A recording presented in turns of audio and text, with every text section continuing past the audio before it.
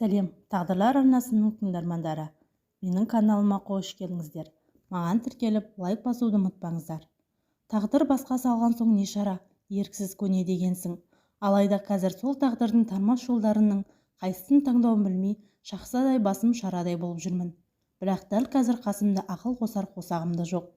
Ол осыдан 1 жыл бұрын жол апатынан қайтыс болған. Мақсатқа тұрмысқа шыққалы ештеңеге бас қатырмаған екем. Бәрінде мақсат шешетін. Оған әбден сеніп алыппын. Енді ол жоқ. Ақыл қосар адам таппағасын осында жүгініп отырмын. Ақыл кеңестеріңізге аса қажет болып тұр. Мен мектепке дейінгі тәрбие маманымын. Яғни балабақшада тәрбиеші болып жұмыс істеуім керек. Бірақ мен оқу бітіре сала тұрмысқа шықтым да жұмыс істегенім жоқ. Ауылда жұмыс та жоқ. Мақсат жұмыс істеді де мен бала бағумен отырдым.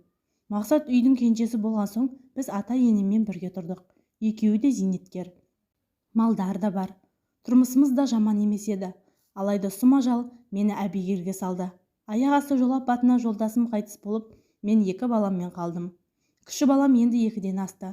Жолдасым қайтыс болып, жесір атануы мәселенің басы ғана екен. Мақсаттың 40-ын өткізген соң бір күні енем сөзге тартты. Балам, әлі жассың. Тұрмысқа шығам деген ойың жоқ па? Егер ондай ойың болса, жасырмай айт деді. Мен әзірше ондай ойым жоқ екенін айттым. Арада 2 ай уақыт өткенде енем тағы да тұрмысқа шығу туралы сөз қозғады. Мақсатының отын сөндірмей, осы отауда қалғаныңды қалаймыз. Басқаға тұрмысқа шықсаң, балалар да жат болып кетеді. Әмеңгерлік салтымен қайнағаңа қосылсаң қайтеді, дегенде ішіп отырған шайыма шашалып қалдым. Мақсаттың 3 әпкесі және өзінен 7 жас үлкен ағасы бар.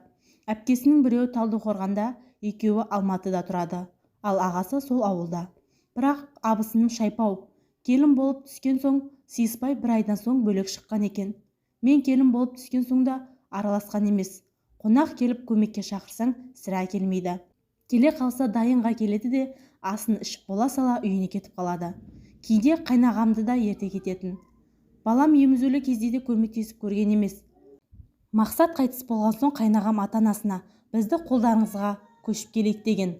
Бірақ енем оған үзілді-кесілді қарсы болды. Сол сөз ауылға тарағанда қайнағамның үйінде 40 жанжал болыпты. Сөйтсек қайнағам ол ойын абысыным айтпай өзі шешіп жүр екен.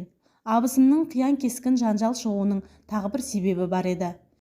Енемнің маған әмеңгерлікпен қайнағаңа қосыл деген сөзі ауылға да тарап, абысыныма да жетіпті.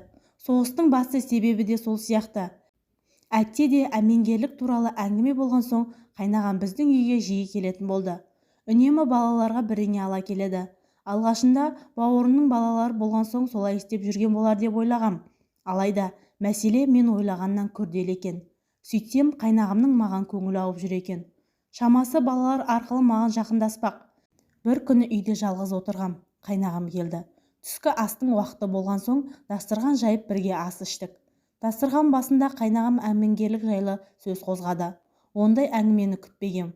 Қапелімде не айтарымды білмей үнсіз қалдым. Менің сол күнге үнсіздігімді қарсы болмады деп түсінді ме, қайнағам келуін тіпті жиілетті. Бір сәт оңаша қалсақ айтатын сол әмеңгерлік. Ауылда әртүрлі өсек айтыла бастады. Сондықтан бұл әңгімеге нүкте қою керек деп ойладым да, сәтін тауып қайнағаммен ашық сөйлесуге бел будым. Бір күні сондай сәт туды. Атам мен енем бір үйге қонаққа кеткен кезде тағы да қайнағам келді. Ол кісіден әмеңгерлік туралы әңгімені ойынан шығаруын сұрадым. Құр ойдың жетегінде жүріп, шаңырағын шайқалтып алмауын өтіндім. Әйелі мен 3 баласын ойлауы керектігін айттым. Онсыз да оңып тұрмаған 2 абысының арасын одан сайын алшақтатпауын сұрадым. Қайнағам үнсіз тыңдап отырып, бір кезде орнынан тұрып үйден шығып кетті. Сол әңгімеден кейін қайнағам 2 аптадай үйге келмеді. Онысын түсінгенге жордым. Бірақ мен қате ойлаған екем.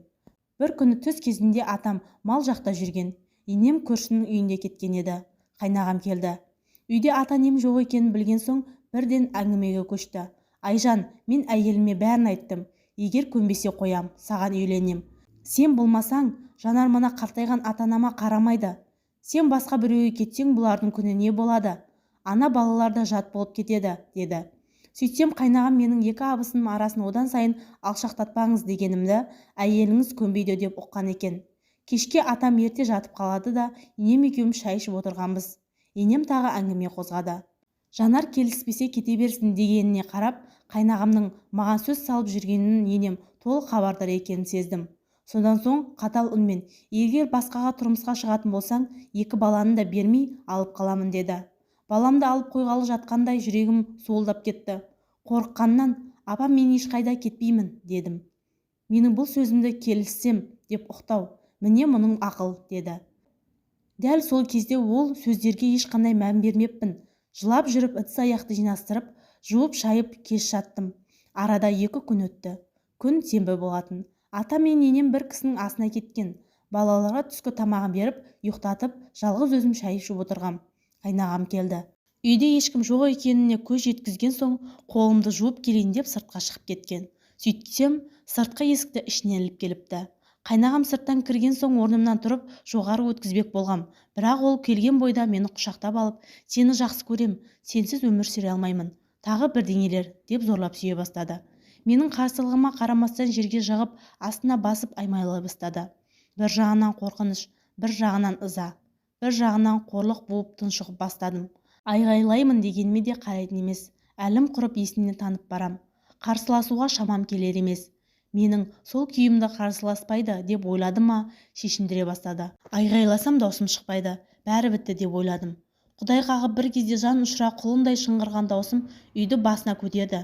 Менің даусыма оянған үлкен ұлым мамалап жүгіріп шықты. Менің даусымнан сескенді ме, балаларды сескенді ме, әйтеуір қайнағам жалма-жан орнынан тұрып үйден шығып кетті. Анама үйге барайын десем, 2 баламмен қайда сиямын? 2 балам сені енді кім алады, деді. Әлі-ақ 2 балаң есейіп қатарға қосылып кетесің деп жұбатты. Бірақ мен анама қайнағаммен арадағы жайды айта алмадым. Бұл жайды енеме де айтқам жоқ. Өйткені ол кісі бәрін де білетін секілді. Олай деуімнің себебі, қайнағам үнемі ата-енем үйде болмаған кезде жетіп келеді. Абысынымның мені атуға оғы жоқ. Ауылдың өсегі де жүйкемді тоздырды. Әбден шаршадым. Бір шешімге келе алар емеспін. Қай шешімім дұрыс боларын да білмеймін. Не істеуім керек?